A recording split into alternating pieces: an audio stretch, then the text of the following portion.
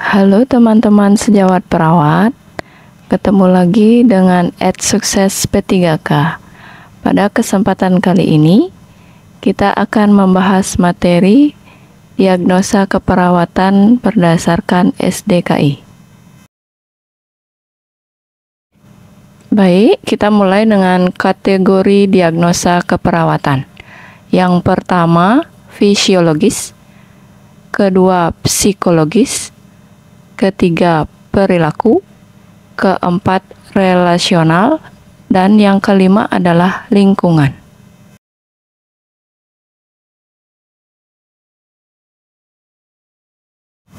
Pada subkategori respirasi terdapat beberapa diagnosa keperawatan, yaitu yang pertama, bersihan jalan nafas tidak efektif, yang kedua, gangguan penyapihan ventilator, yang ketiga, gangguan pertukaran gas, yang keempat, gangguan ventilasi spontan, yang kelima, pola nafas tidak efektif, dan yang terakhir, risiko aspirasi.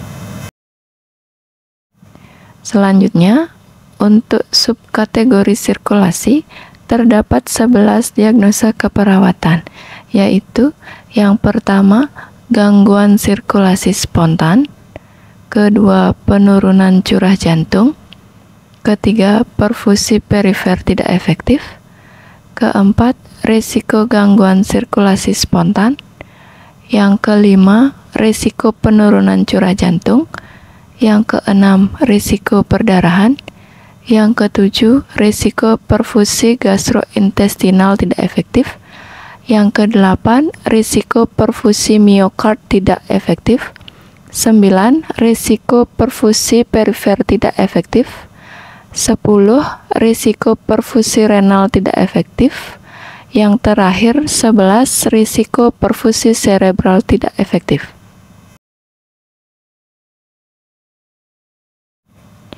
Untuk subkategori nutrisi atau cairan, terdapat 21 diagnosa keperawatan, yaitu pertama, berat badan lebih, kedua, defisit nutrisi, ketiga, diare, empat, disfungsi motilitas gastrointestinal, yang kelima, hipervolemia, 6, hipovolemia, 7, ikterik neonatus, 8.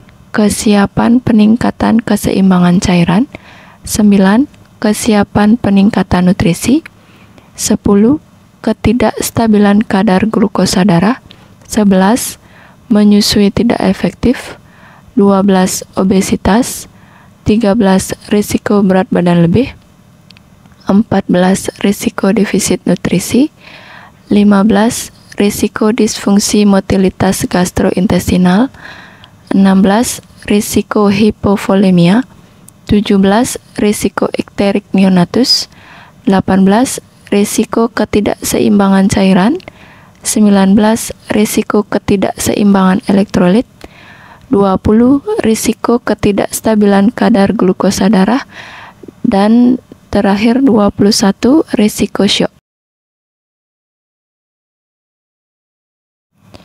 Kemudian, untuk subkategori eliminasi, terdapat 14 diagnosa keperawatan, yaitu yang pertama, gangguan eliminasi urin, 2. Inkontinensia fekal, 3. Inkontinensia urin berlanjut, 4. Inkontinensia urin fungsional, 5. Inkontinensia urin berlebih, 6.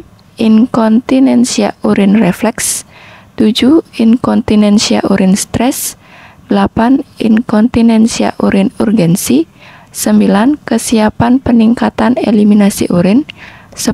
Konstipasi, 11. Retensi urin, 12. Risiko inkontinensia urin urgensi, 13. Risiko konstipasi bayi, dan 14. Risiko intoleransi aktivitas.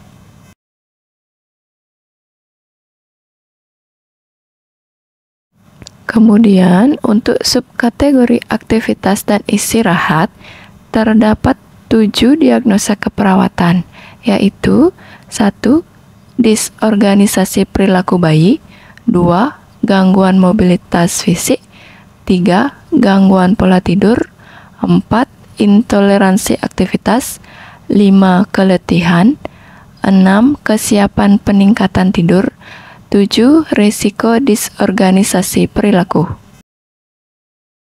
Kemudian kita lanjut ke subkategori neurosensori. Terdapat 8 diagnosa keperawatan, yaitu yang pertama, disrefleksia otonom, kedua, gangguan memori, 3. Gangguan menelan, 4. Konfusi akut, 5. Konfusi kronis, 6. Penurunan kapasitas adaptif intrakranial, ketujuh, risiko disfungsi neurovaskular perifer, yang terakhir 8. Risiko konfusi akut.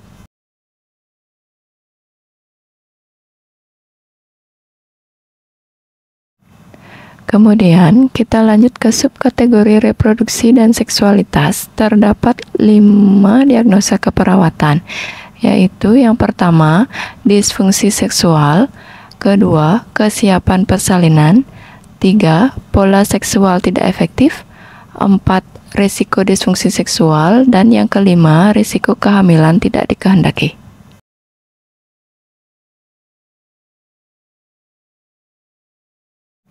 Untuk subkategori nyeri dan kenyamanan, terdapat 6 diagnosa keperawatan. Yang pertama, gangguan rasa nyaman, 2. Ketidaknyamanan pasca partum, ketiga, nausea, 4. Nyeri akut, 5. Nyeri kronis, 6. Nyeri melahirkan. Untuk subkategori pertumbuhan dan perkembangan, terdapat 3 diagnosa keperawatan, yaitu pertama, gangguan tumbuh kembang, 2. Risiko gangguan perkembangan, dan yang ketiga, risiko gangguan pertumbuhan.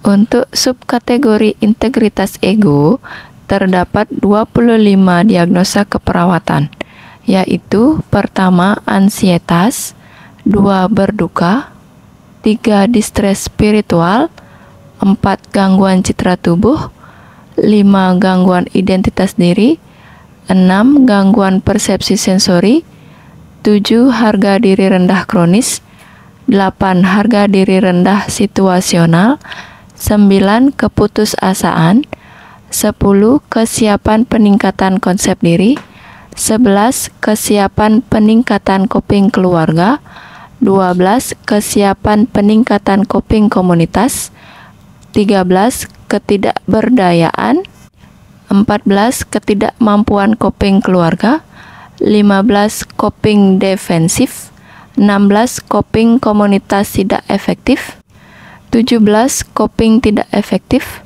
18. Penurunan coping keluarga, 19. Penyangkalan tidak efektif, 19. Penyangkalan tidak efektif, 20. Perilaku kesehatan cenderung berisiko, 21. Risiko distres spiritual, 22. Risiko harga diri rendah kronis, 23. Risiko harga diri rendah situasional, 24. Risiko ketidakberdayaan, dan yang terakhir 25. Sindrom pasca trauma.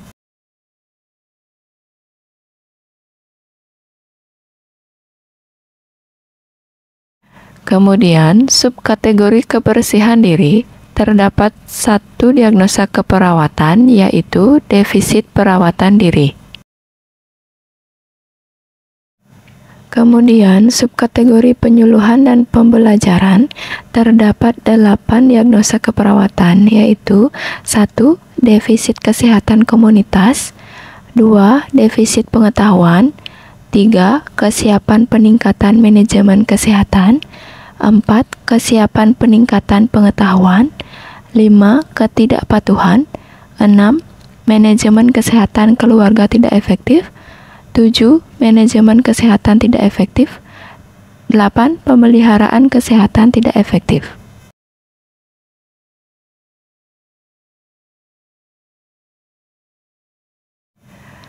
Untuk subkategori interaksi sosial, terdapat 11 diagnosa keperawatan, yaitu pertama, gangguan interaksi sosial. 2. Gangguan komunikasi verbal. 3. Gangguan proses keluarga. 4. Isolasi sosial. 5. Kesiapan peningkatan menjadi orang tua. 6. Kesiapan peningkatan proses keluarga. 7. Ketegangan peran pemberi asuhan. 8. Penampilan peran tidak efektif. 9. Pencapaian peran menjadi orang tua. 10. Risiko gangguan perlekatan. Yang terakhir, risiko proses pengasuhan tidak efektif.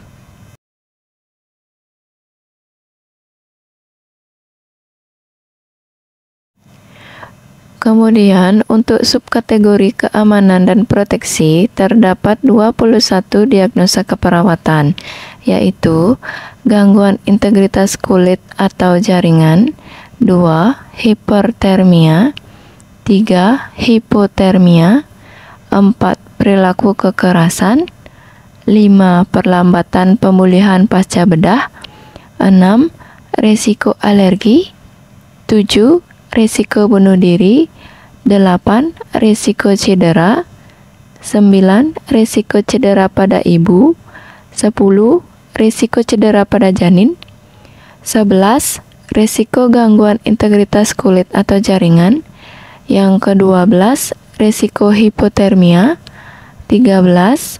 Risiko hipotermia perioperatif, 14. Risiko infeksi, 15. Risiko jatuh, 16. Risiko luka tekan, 17. Risiko mutilasi diri, 18. Risiko perilaku kekerasan, 19. Risiko perlambatan pemulihan pasca bedah, 20. Risiko termoregulasi tidak efektif, 21. Termoregulasi tidak efektif.